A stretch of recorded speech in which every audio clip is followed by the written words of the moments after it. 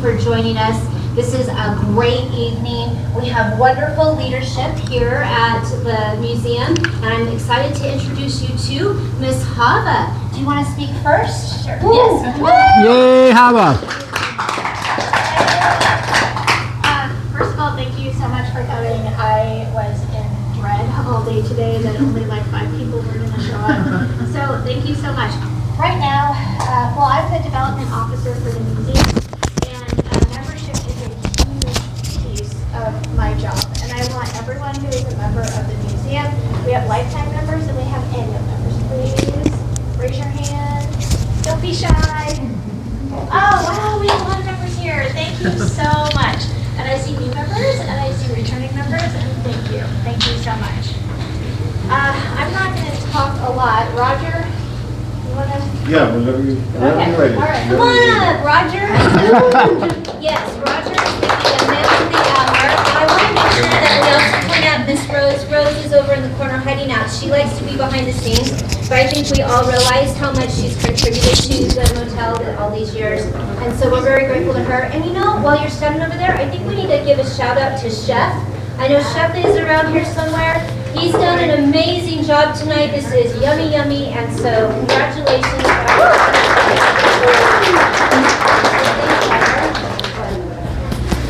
All right, thanks. Thanks for coming, everybody.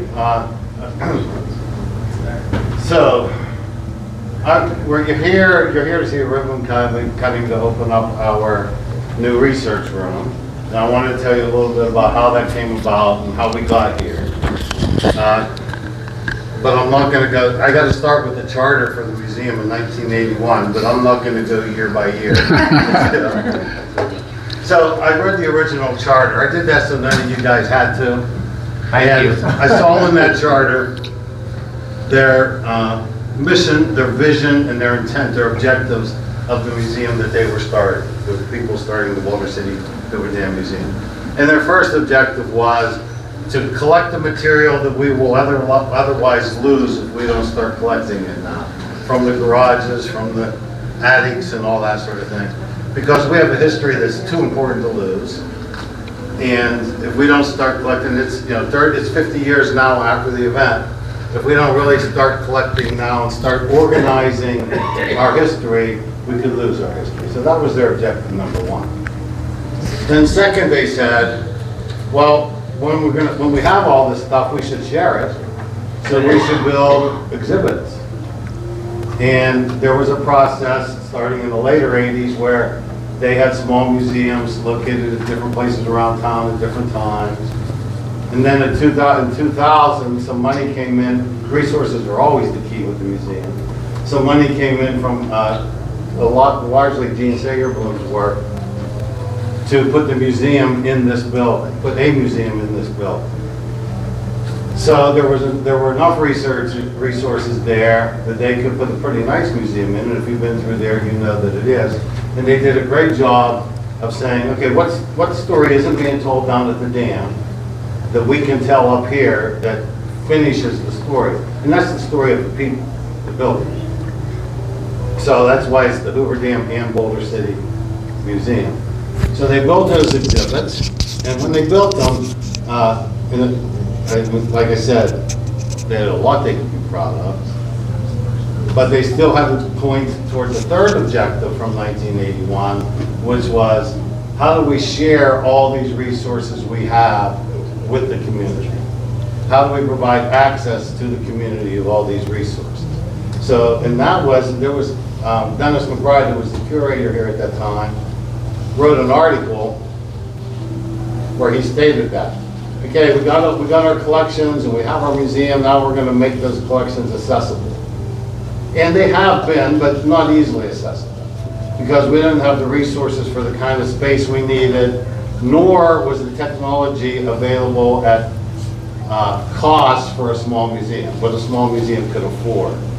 So we had an unfinished original mission until now. We were able, thanks to our ability to gather resources and thoughtful, kind community members, Like we just got $10,000 from the credit union for this room, from the Boulder Dam Credit Union. Thank you. It's remarkable contributions like that that allow us to do things like this. So that contribution, that goes on top of a contribution from Dan Bunch. I don't know how many of you people here knew Dan Bunch, longtime resident of Boulder City. Dan passed recently and left some resources to us, which we have allocated to this room and the house we have on Avenue C. So as our resources mount, then our programs and our offerings for the community can increase and grow. So the second thing that I mentioned, I just briefly passed over a minute ago, was we also need you need the technology to set up like a research center. And that technology has been here for a long time, but not affordable and usable by small museums. But that has grown. There's a program now called Catalog It, which we use. And that's allowing us to take everything that we have in our collections, catalog it in a way that it's user-friendly. You guys are used to Google, so it's almost like, when we're done, we'll be almost like using Google to access our collections. And when we are finished with that process, you can do that anywhere. Now, that's not going to be all of the 13,000 items we have, 13,000 plus items we have. It's going to be the ones that most closely relate to our stated mission and vision, which is Boulder City history from the beginning of the Boulder Canyon Project through the incorporation of Boulder City. That's going to all eventually become digitized. But we have mountains of stuff that's outside of that, outside of the space, the area, and outside of that time frame. That'll also be indexed for researchers to come here and use our digital index to find those materials. So the opening of it isn't the ending of it. We got it ready, we got it set up, we got materials in there, we got the catalog at Hub going, and that'll just be continuing to grow for years and years.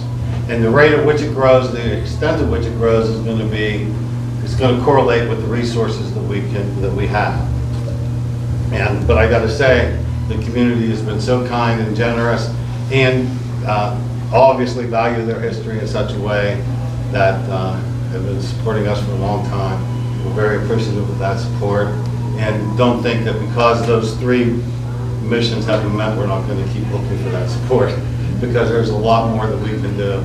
And hopefully, as this research room grows and we get used to using it and sharing it with you guys and finding ways to build programs from it and those types of things, then our relationship with the community is going to strengthen, and the historic aspect that arises from this building and from this museum will reach further into the community, and we'll be here for you when you need us for projects like that.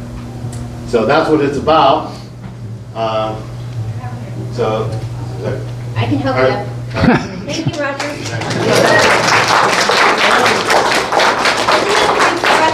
To hear that somebody had a strategic plan, a business plan, they followed it, and they met their objectives. That is such an important factor to make sure that we're highlighting tonight. So congratulations, you guys are awesome, and to all the many, many community members, hours and hours and time and dedication and service that have been given to this beautiful property and the archives and the history, making sure that we tell our story and share our story, because we are unique. It makes us stand out, and I think we're pretty special. So I love it. So thank you very much. Shoaff just stepped into the room. I just want to do one more shout out. Shoaff, it's been an amazing addition to 1933, and we're hearing it bubbling around in the community. So congratulations, you're awesome. The food tonight is wonderful. We really appreciate you. Welcome to Boulder. We're glad to have you. Okay, so to make this a little bit easier, we realize it's going to take us a bit of time to get everybody down the hallway.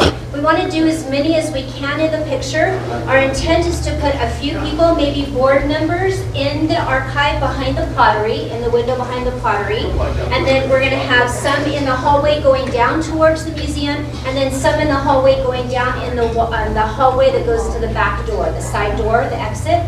So if we can have board members step forward and come up first, we'll have them go ahead and go into the archive room, and then that way we can get you guys positioned in the windows. And then those that are also going to be in the hallway, let's take like this half of the room, if you guys could come on up afterwards. Hey, Leslie's mom. And then after that, we can have the rest of us will follow down the hallway, and then we're gonna stand in the back to take the picture, okay? All right, thank you guys so much for being here. We sure